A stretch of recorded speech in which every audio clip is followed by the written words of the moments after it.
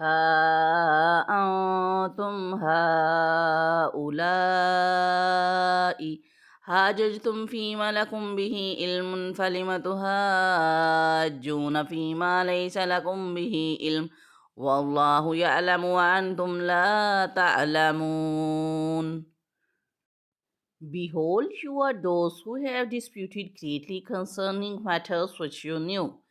Why are you now disputing about matters that you know nothing about? Allah knows it whereas you don't know. سن لو تم وہی لوگ ہو جو پہلے اس معاملے میں جھگڑتے تھے جس کا تمہیں علم تھا، تو اب اس میں کیوں جھگڑتے ہو جس کا تمہیں علم ہی نہیں، اور اللہ جانتا ہے اور تم نہیں جانتے. ما كان إبراهيم يهوديا ولا نصرانيا ولكن كان حنيفا مسلما وما كان من المشركين. Ibrahim was neither a Jew nor a Christian. He was a Muslim, wholly devoted to God, and he certainly was not among those who associate others with Allah in his divinity. ابراہیم نہ یہودی تھے اور نہ عیسائی، بلکہ وہ ہر باطل سے جدا رہنے والے مسلمان تھے اور مشرکوں میں سے نہ تھے.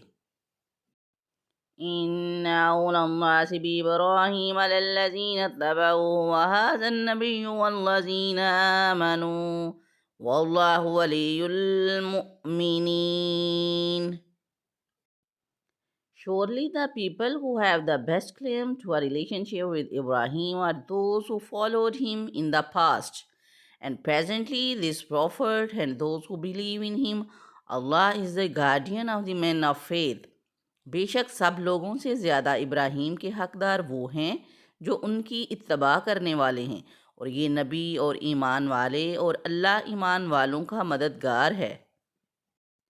وَدَّتْ طَائِفَةٌ مِّنْ أَهْلِ الْكِتَابِ لَوْ يُضِلُّونَكُمْ وَمَا يُضِلُّونَ إِلَّا أَنفُسَهُمْ وَمَا يَشْعُرُونَ.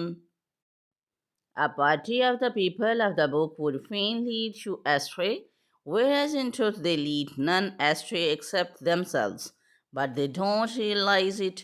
کتابیوں کا ایک گروہ دل سے چاہتا ہے کہ کسی طرح تمہیں گمراہ کر دیں، اور وہ صرف خود کو گمراہ کر رہے ہیں اور انہیں شعور ہی نہیں.